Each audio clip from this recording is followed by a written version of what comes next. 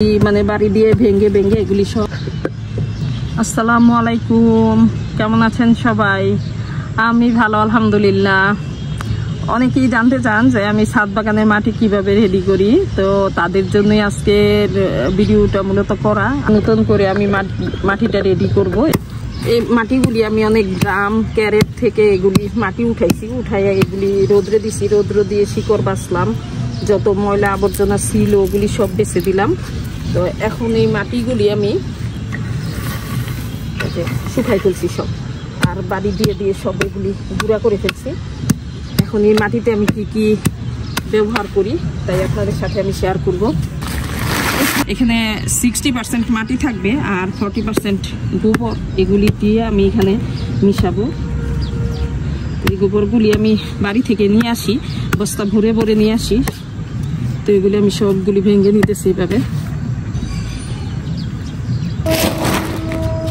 আরো গোবর দিব এটাতে।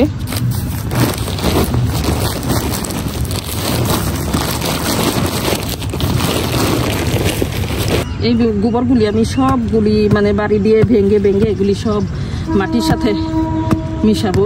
মাটি সব রেডি করে রাখবো, পরে লাগাবো। তো এখন আমি এগুলি সব মিলাই দিই, গোবর মিলাই দিলাম। এখন এই মাটিতে আমি কিছু পরিমাণ ঢ্যাব ছিটাই দিব। ঢ্যাব টিএসপি এটা একসাথে মিলানো, এখন বাজারে এগুলি একসাথে মিলানো আসে, তো আমি এগুলি দিয়ে দিব। এখন কিছু ফুরাডন এখানে দিয়ে দিব। এখন নিম খোল দিয়ে দিব। নিম খোল, এটা নিম খোল বলতে আমি নিম পাতা যেটা এটা গুঁড়া করে নিছি।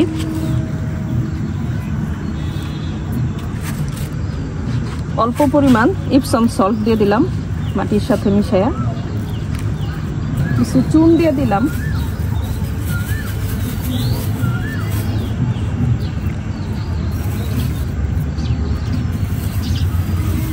কিছু পটাশ দিয়ে দিলাম।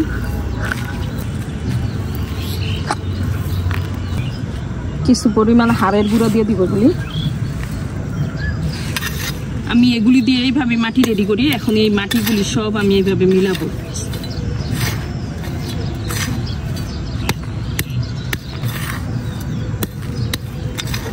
এই মাটিগুলি আমি সব এইভাবে আউলাই নিব। মাটিগুলি রেডি হয়ে গেছে, এগুলি একদম রেডি। এখন এটা আমি 10-15 দিন 1 মাস রেখেও এই মাটিটা রেখেও আমি চারা লাগাইতে পারবো। আর এগুলি আমি তো আর একসাথে ব্যবহার করব না, তো অল্প অল্প করে মাটি রেডি করতে আসলে একটা বিরক্ত লাগে। দেখা যায় যে চারা লাগাইতে অনেক সময় লেগে যায়, চারা লাগাইতে পারি না, যে মাটি রেডি করতে হবে এই জন্য। তো যেহেতু মাটিটা রেডি থাকলে মানে খুব সহজ, এই জন্য আমি মাটিটা অনেকগুলি পরিমাণ একসাথে রেডি করে নিছি। এগুলি সব মানে মিক্সড করে নিলাম। এটা গোবর এখনো রয়ে গেছে। আমি বস্তা ভরে বাড়ি থেকে অনেকগুলি করে গোবর নিয়ে আসি। আর এই যে এরকম হাফ ড্রাম কিনছি আমি, দুইটাকে 4 টুকরা করছি। তো এগুলিতে আমি চারা লাগানোর জন্য এগুলি নিয়ে আসছি। তো এই ড্রামে কি করব, এখন আমি বাকি 3টা ড্রাম এখনো গ্যারেজে রেখে দিছি, কারণ আমি আস্তে আস্তে নিয়ে আসবো। যখন চারা লাগাবো দেখা যাবে যে হয়তো কোনো সময় লাগাই ভালো চারা পাইতেছি, কি লাগাবো কোনটা লাগাবো, এই জন্য আমি এটা রেখে দিছি গ্যারেজে। আর এই ড্রামটা নিয়ে আসছি উপরে, এটা সিঁড়ি কোঠায় রেখে দিয়ে আমি মাটিগুলি এটাতে স্টক করে রাখবো। মাটিগুলি যেন আমি সহজে মানে মাটিটা ব্যবহার করতে পারি। অন্যবার বস্তায় রাখি, তো এবার যেহেতু ড্রাম আছে ড্রামে রেখে দিব।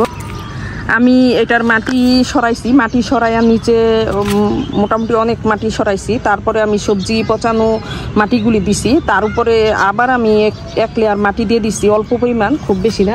এটা নিচে সবজি পচা সব, এই যে এগুলি সব সবজি পচানো, এই যে এগুলি। তো আমি 1 লেয়ার মাটি দিয়ে রাখছি এখন এটাতে। তো এখন এইটাতে আমি চারা লাগাই দিব। ওই মাটি, যে মাটিটা রেডি করছি ওই মাটিটা দিয়ে আমি চারা লাগাই দিব। এখানে ছাদের যত গাছ, পুরানো গাছ কাটছি, ওই গাছগুলি এভাবে জমা করে রাখছি। এগুলি ড্রামের নিচে দিয়ে আমি চারা লাগাবো। তো এগুলি এরকম সংগ্রহ করে রাখছি। আরও ছাদের অনেক পাতা আছে, এগুলি ঝাড়ু দিতে হবে। এটা আমার লেবু গাছের কি অবস্থা। আমি চাইছিলাম যে লেবু পাতাগুলি সব ঝরে যাক, পানি দেই নাই।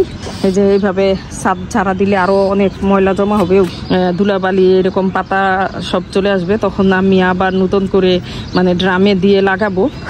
মাটি রেডি করাটা অনেক বড় একটা কাজ বলে মনে হয়, অনেক পরিশ্রমের একটা কাজ এতগুলি মাটি একসাথে রেডি করা। আর অল্প অল্প রেডি করতে আমার একদম ভাল লাগে না, কয়দিন পর পরই মাটি সবজি লাগাবো আর মাটি রেডি করব, তা বিরক্তিকর।